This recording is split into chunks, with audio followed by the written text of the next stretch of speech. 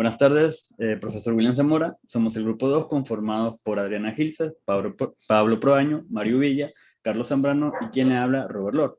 En este caso vamos a presentar una práctica a la cual fue adjudicada la nota práctica del examen, que consiste en cumplir una arquitectura donde existe una comunicación entre un servidor y un cliente, mediante el uso de sockets, en este caso con el lenguaje de programación Python, donde el cliente proporciona un número de cédula y el servidor busca en la base de datos Postgres la información perteneciente, en este caso, a dicho estudiante, y lo muestra por consola al cliente.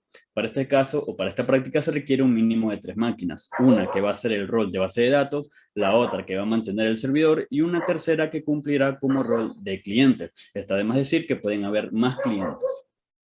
Para esta práctica hicimos uso del servicio de Microsoft Azure. En este caso, creamos una máquina virtual que va a actuar como un routador para poder conectar las máquinas que se encuentran en diferentes puntos de ubicación. Mediante esto, vamos a crear una VPN con end-to-end.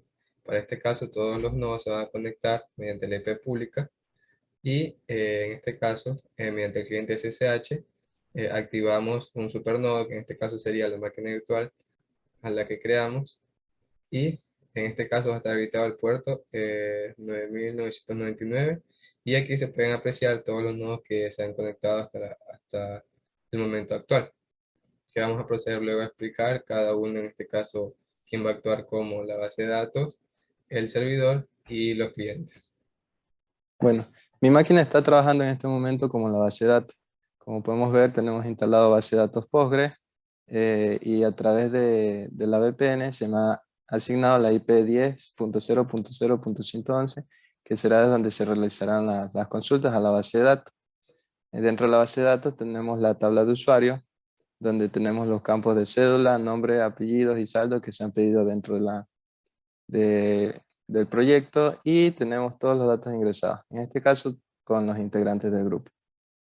En este caso mi máquina va a actuar como servidor. En este caso nos conectamos mediante la IP pública del servidor, que va a actuar como VPN, y me fue asignada la IP 102. Primero con la base de datos. Primero nos conectamos dentro de la red interna a la base de datos, que es la .111.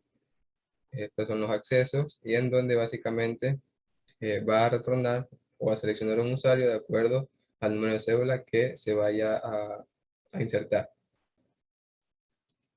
En este caso, en el servidor, tenemos que creamos un socket, en este caso en el puerto 112 que me fue asignado en el host, y esperamos la conexión de los clientes, en donde el cliente va a ingresar un número de cédula y va a retornar el usuario. Y si no existe, va a retornar no. Ahora yo voy a trabajar como el cliente. Mi IP asignada es la 10.0.0.102 y me voy a conectar al servidor, que mi compañero ya lo explicó, y es la 10.0.0.102. Entonces voy a proceder a pedir los datos correspondientes. Nos dice que nos conectamos al servidor con la IP 10.0.0.112 y vamos a ingresar un número de cédula.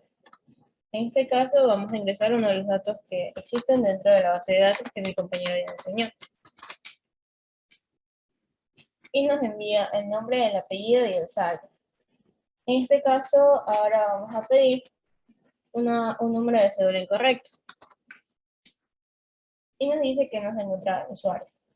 En conclusión, gracias a los conocimientos adquiridos en clase, más las respectivas investigaciones, llegamos a realizar dicha práctica donde pudimos hacer una consulta a la base de datos con información de una cuenta bancaria o una supuesta cuenta bancaria mediante un número de cédula. 3 máquinas actuaron en esta práctica, donde una de ellas actuó como el servidor, otra como la base de datos y la tercera como un cliente que pues hace uso del servicio en esta práctica. Además, hicimos uso de una máquina en la nube que funcionó como enrutador entre el servidor y la base de datos. Con esta práctica pudimos aprender más allá cómo funcionan los sistemas distribuidos, además de los sockets en Python y cómo se manejan las comunicaciones entre máquinas sin necesidad de que estén conectadas en un mismo entorno, sino que pueden estar en diferentes ubicaciones.